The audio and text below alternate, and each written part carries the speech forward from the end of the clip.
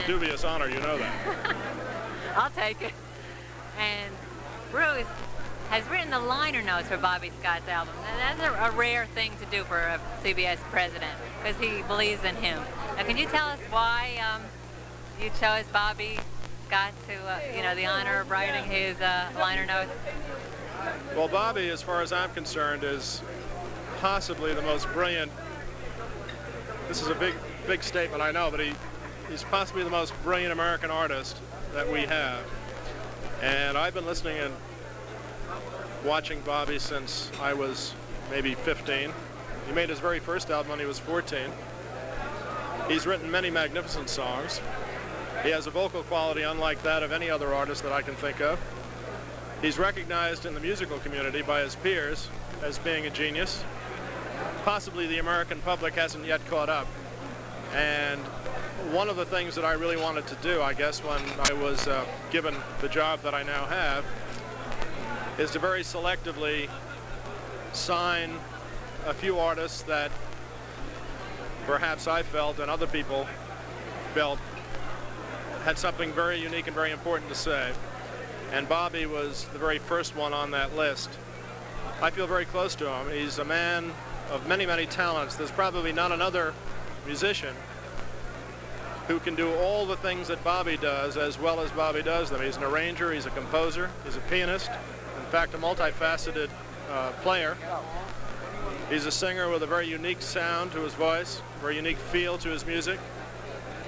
He's just a very rare, I said this in the liner notes, but I'll repeat it here, he's a very rare American musical treasure, and I'm very, very proud to have an album by Bobby on Columbia Records, and there'll be many more. And I think that perhaps after tonight, the American public will recognize one of the really gifted and really giant musical artists on the scene today and embrace him as his peers in the musical world have. You put it very well. And now I just want to see him. We have the record is beautiful. Well. And now to see him tonight will be really exciting. Well, you'll hear it all when you see Bobby perform, I'm sure. Okay. Thank you so much. Bye.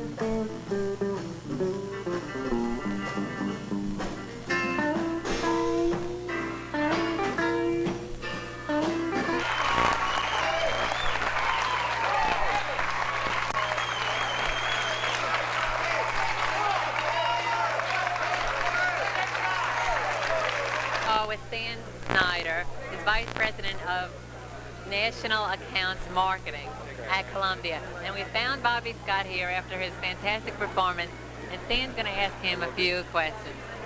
Bobby? Bobby. Bobby? Can we get by? Montero, out of the way. Excuse me. Okay.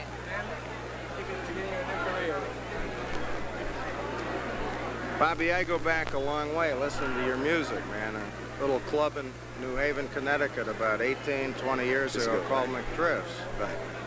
Now, what have you been doing all these years? Well, I've been playing a lot of music in measure, not in clubs.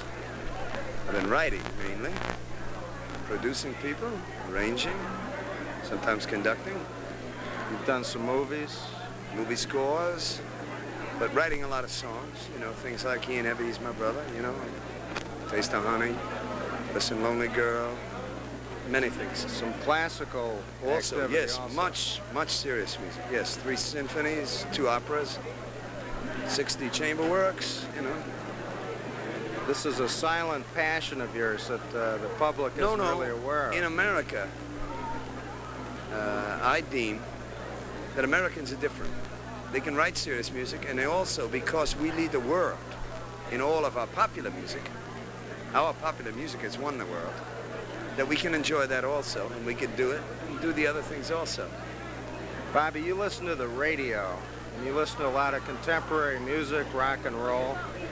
Do you think that your music has an entry into today's popular music? Certainly. For what and not reason? only that, but, well, I'm here. And I enjoy a lot of what's going on today. I put together the Young Bloods. I gave Jesse Colin Young his name. You did?